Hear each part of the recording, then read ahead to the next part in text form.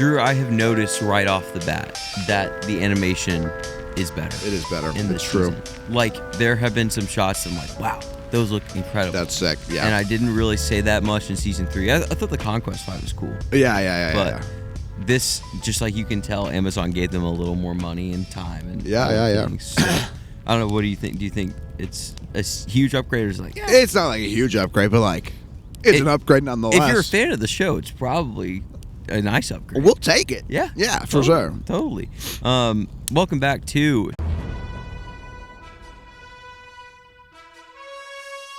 a Fireside film podcast. If you're new to the channel, we review and talk about movies and TV by a fire outside. It's true. That's our thing. That's our thing. So if you like what we do, hit that subscribe button. And we are talking about Invincible season 4, the premiere episode, 1 through 3. 1 through 3. So we got 3 episodes of Invincible, and we are ready to talk about them. Drew, what did you think of the first 3 episodes of Invincible season 4? Look, I mean, I think something this show just does incredibly well is the seasons don't really feel like seasons. It just feels like one narrative stream. Yes. And I mean, from the end of 3 to 4, it's the exact same way. Yeah. You're right off the Conquest fight. And then the fallout is felt. The fallout is felt. Yeah. And I mean, I think Mark's character arc so far has been super interesting to watch, super understandable and believable. So I am all here and completely bought in on season 4. Yeah, I am too. And I mean, you can just tell that the love the people who make this show have for the show, and also just storytelling, because man, the characters are so well written, so dang good. And I know it sounds like glazing and it's a superhero show, but genuinely it's super well written. I'm just gonna say that straight up. So I loved the first 3 episodes of season 4. I was super invested in all of them. It makes me excited for the rest of the season. I don't really know what's coming. Neither of us have really done a deep dive on the comics. Yeah, it's true. We're kind of going in blind on this season. But you told me, or you texted me either last night or today, and you said that season 4 so far is already better than 3 and 2 in your mind. God, that might have been a little, like, I don't know, a little. That was a little bit like, quick. whoa. Well, okay, people are down on season 2 in general. Yeah. They don't like it as much. I don't know. I feel like I'm just already so, like, locked in on this season. Yeah. I got invested super quickly, and I kind of didn't expect it, even though I love Invincible, and I've loved the first 3 seasons that I watched last week.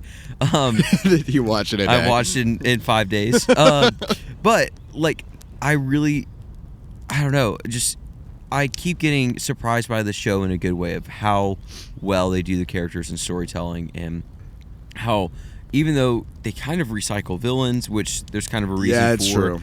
And like all these things, there's still so much to love about this show. And the shocking moments, this is something I'll say before we get into like a spoiler talk, the shocking moments of violence and all this stuff that the show is relatively known for. Yeah. Maybe less so than The Boys, but still kind of known for. Yeah. They still feel novel because of the context every season. And Ooh, that's a great way to put that, actually. Yeah, I know. But genuinely, every single time. I completely agree. Because if you think about it, like, there's shocking moments of violence every season. Yeah. And you would think that it would get old by season 4, but no. Like, when a shocking moment of violence happens in the first episode, which we'll dig into, I was like, oh my gosh, that's crazy. Yeah. Like, because the context is different. And, you know, the character progression of those characters changes. And so it's so good. I'm super high on the first 3 episodes. I liked that episode 2 was very different. Like, there's a lot of great stuff in here. So I'm gonna quit talking. You talk now. No, I mean, I think episode 2 was probably one of my favorite episodes. Really? Well, as like and like, I feel like Invincible has a lot of bottleneck episodes. Yeah. But okay, none of them are bottleneck because they'll all wrap around somewhere. But yeah, more of a contained story. I loved. Well, and it's episode setting up a lot. Which should we just dive into spoilers? Yeah, we should just get into it. If you're here, you've seen it. You've seen it. So we're just gonna talk about spoilers. Well, do you want to start with the first episode? Yeah, let's start with the first episode. Okay. Well, we kind of pick back up with Mark, and Oliver's grown up a little bit, and Mark and Eve are going strong, but it's very obvious that Mark is very in his own head right now. And so, I don't know, what you think of the first episode, what you think of the setup of the season, because this really does set up the season and end with another violent, inciting incident. I think there are 2 duos who are my favorite. You got Nolan and Alan, but we'll get to them. Yes. But then Mark and Cecil. Yes. I love their dynamic. Which, they're so not really much. a duo. Well, they're two characters. They are antagonistic toward each other, but they have to use each other. They have to work together. Yeah. I love their dynamic, and I think it's explored more in episode 3. But yes, this episode of like Cecil being like, Cecil's honestly might be my favorite character, and I'm Team Cecil all the way. Wow. Yeah, I mean, I'm probably Team Cecil. Yeah, the more I've thought about it. Mark is super understandable, but some of the decisions she makes is pretty crazy. Which, yeah, obviously. Well, okay, we'll get into it, but yeah, okay, that dynamic is great. I think it's great. Yeah. I definitely agree. I think this episode 1 in general, sets up the season again super well. Very well. I know that I said that, but the stuff with Eve and her powers, and you're getting there, and then even we had the electric chick in this one, right? Yes. Yeah. And even the stuff with Debbie and what's the guy's name? Paul. Thank you, guys. I just watched all 3 seasons literally 5 days ago. Still getting my head around all the names. But I mean, that is a simple setup of, oh my gosh, Nolan's coming back. I know. But that little thing, that's setting up a crazy moment later in the season, or just a lot of character drama because, wow, Debbie is getting comfortable with this moving guy, on. and he's a great guy. And we know Nolan's coming back. And we know Nolan said, he said, I miss my wife. It's crazy. And he wants to be back with Debbie, so there's so much tension there that's just there's the setup. We'll dig into that later. It's gonna be this show is so good at that type of stuff. Yeah. And then, I mean, we'll just get into the final fight. I mean, Mark killing the Sequid King. Yeah. I guess I don't remember that guy's name. I feel bad, but Russ. Wow, you are so good at this. I hope that's right. It's pretty incredible. I hope that's right. I think it is. Okay. Well, I mean, in a moment that you could understand why Mark would make that decision. But also, it's a very violent decision that he made. It is. It's true. And the fallout is immediately felt, at least in episode 3. So, I don't know. What did you think of that moment of him having to save the world from the Sequids that way? I mean, I love that and we said this on the last episode, but I love that every single character of Invincible is not concrete. Yeah. Everybody's very kind of fluid in their philosophies and in the way they do things. It's not black and white whatsoever. So yeah, I think it is completely understandable if you look at the first 3 seasons for Mark to make this decision. Yeah. Oh, completely. Yeah. 100%. You understand how he gets here, but it's kind of sad because you miss season 1 Mark, who was so innocent, but then also this is all fallout from the Omni-Man fight at the end of season 1 too. Yeah. All of this is fallout from season 1, and that's just how well written the show is. You understand how Mark got here, and you understand the decision he makes, and it's a little bit of a gray area of he might have still been right. He might have saved the world from that decision, but we don't know. Yep. So, did he have to kill him that violently? Probably not. And that's something I thought about too. He probably could have just yanked that Sequid out of his head. Weren't there multiple on him though? Maybe, I don't know. Yeah, well, I mean, he could have at least snapped his neck. He could have done something instead of yeah.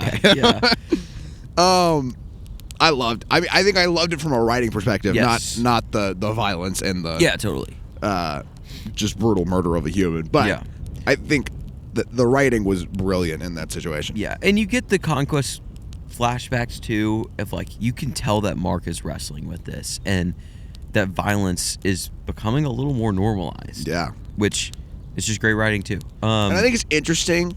This is kind of jumping into episode 3, but you look at Oliver and you look at Nolan, and they've both they're starting to switched. Yes, and Mark is going the other way. Yes. Yeah, I think it's wild. Yeah, I agree. Well, I want to talk more about all this stuff in episode 3 because this is where we start to dig into the meat of it. But is there anything else you want to talk about with episode 1? No, it's just a lot of it's the setup of the situations. It genuinely is super great setup. 100%. Incredible setup. Yeah. So, and that was the episode with Mark and Eve and her parents. Or is that episode 3? Oh no, that's episode 1. Okay, yeah, that was also an interesting. Also, thing. Yeah, her dad. That conversation they had is that you could tell that immediately impacted Mark, 100%, and how he thinks about Eve and all these things. So, yep.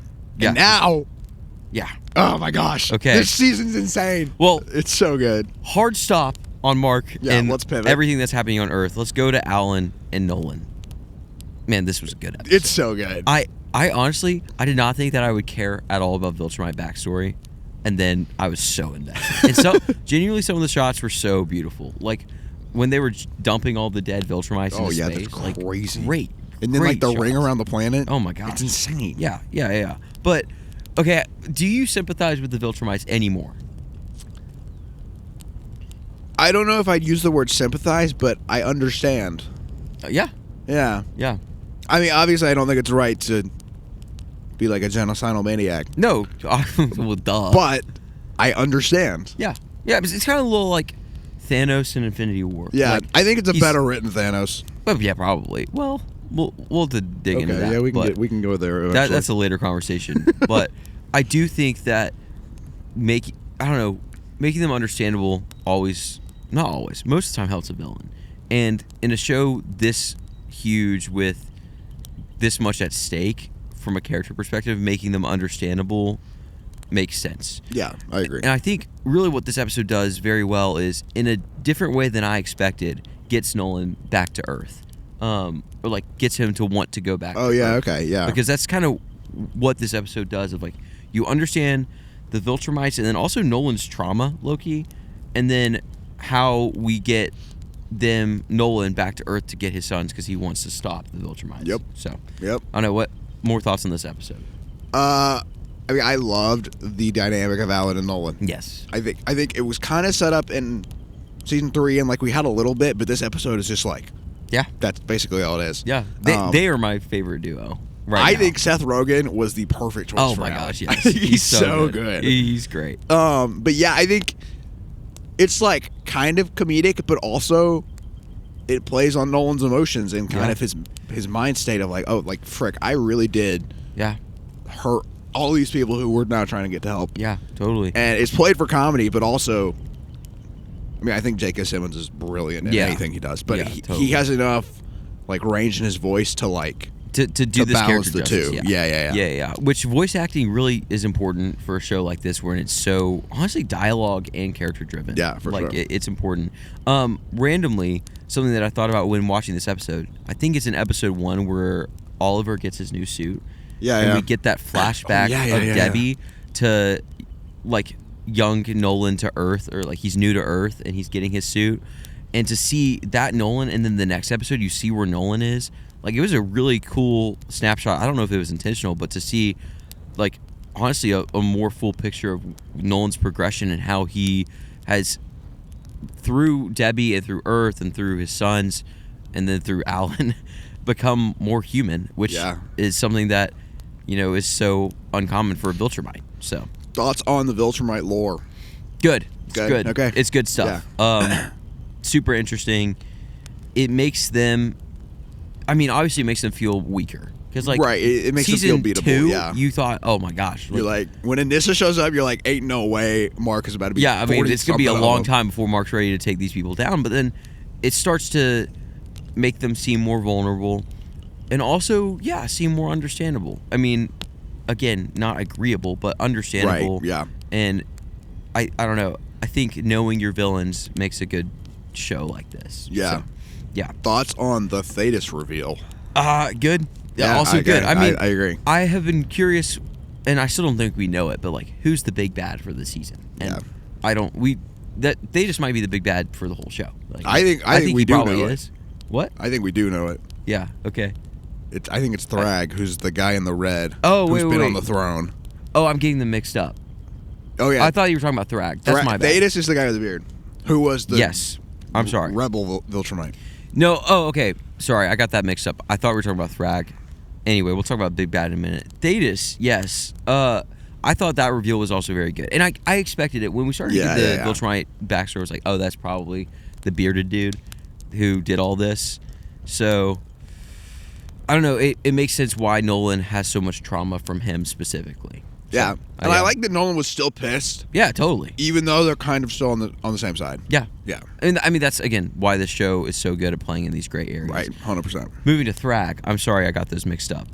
I do, like, is he the big bad for the whole show or the season, or I don't know. What do you think? I don't know. Here's what I know. And if you've read the comics, hey, please don't spoil the show. Yes. Also, you know who Thrag is. Yes. But when he was announced that he was like, they announced like who's playing him or whatever, and everyone freaked out. Yeah. And they're like, oh my gosh, Thrag's like a huge player. Yeah. So I think he's a big bad just based off that, or at least a big bad. Yeah. But I don't really know. I mean, there's always a bigger fish, but he's probably the biggest fish right now. Oh, also Conquest just left Earth. Yeah. I literally, as soon as that happened, Drew, I don't know if you said this on the podcast, I was like, that's a terrible idea. I know. Like, Cecil screwed up there. Like, for sure. it's very Cecil, but like, yeah, that's stupid. Dumb. Very dumb. And I love that, like, it was the first episode. Oh, yeah. It wasn't like episode 6. Yeah. It was just like, oh, yeah, Cecil should not have done this whatsoever. Just smack Cecil in the face. Yeah. Oh, gosh. It was how the Viltrumites recover from stuff like that is absolutely crazy to me. Yeah. But, yeah, I mean, I do think there's going to be a lot of fallout from that, and I hope that Cecil has to deal head on with that. And I mean, that's kind of what the show is getting into with, like, season 3 and now 4. You know, is it right to kill these people who keep coming back and hurting people? Like, yeah. And I'm not making a judgment call on that, but like, that's what Mark and then at some point Cecil and other characters are going to have to deal with. Like, and I at first when I watched the season, I'm like, dang, we have a lot of recurring villains. But I think that's intentional. I think it's the point. Yeah. Yeah, 100%. Yeah. Because, like, man, wouldn't everything be easier if Mark had actually, like, made sure that Angstrom Levy was dead, even though it went against his character? Sure. But, you know, he didn't, and now Angstrom Levy's back. So, I don't know. I think that's a cool thing that the show is wrestling with, and these people that have so much power, how do they deal with that? Yeah, so, I think it's fantastic. And yeah, I know you talked about Thetis, but I think getting Nolan back to Earth in an understandable way was what episode 2 did very, very well. Yep, for sure. So, episode 3. Episode 3. Which, gosh, it's a great episode. So good. Genuinely. It's so good. Tell me, just give me your Spark Notes thoughts on it real quick. I mean, I think Mark wrestling with the fallout of killing Russ. Mm-hmm. It's great. His conversation with Cecil, I loved. Yes. I also think when Donald came and was like, "Did you tell him about Conquest?" Like, this is that moment I thought was so funny. It's so good.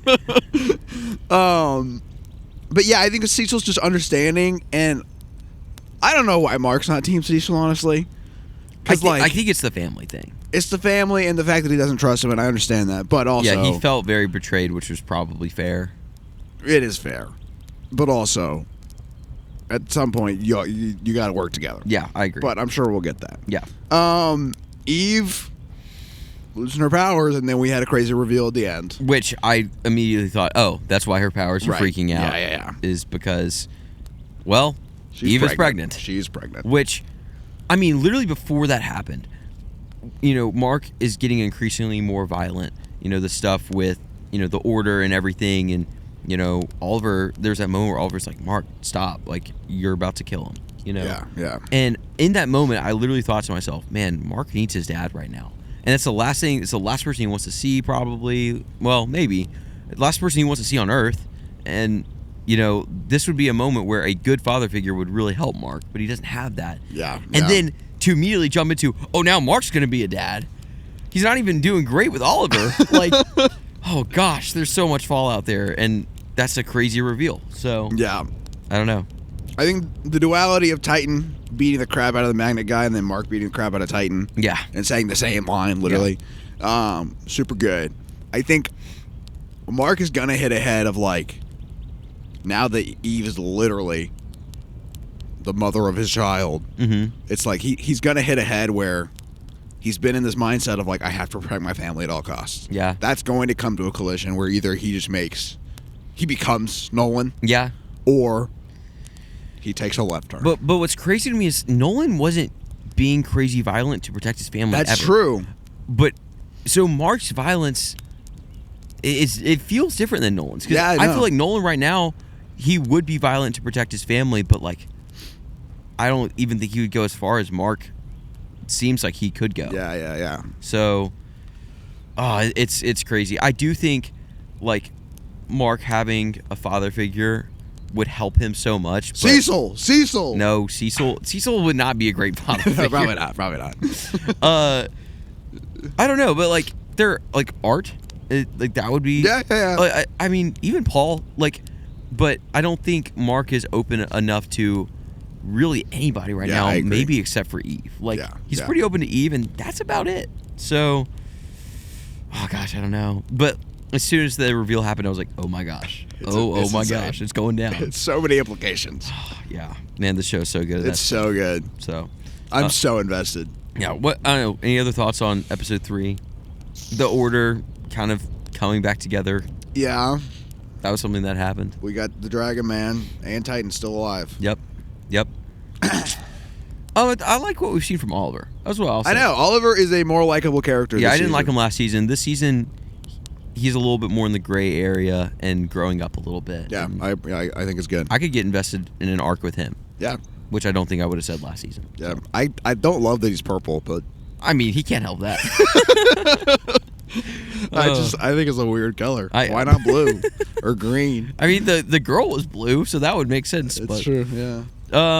All right. Well, are you excited for next episode? So excited. Yeah. I'm so excited. Okay, really quick. Let's rank the 3. We did this on our... Rank the 3 episodes? Okay. Maybe we did this. Did we do this on Night of the Seven Kingdoms? Did we rank the episodes? I don't think so. No. Well... But episode 5 was the best.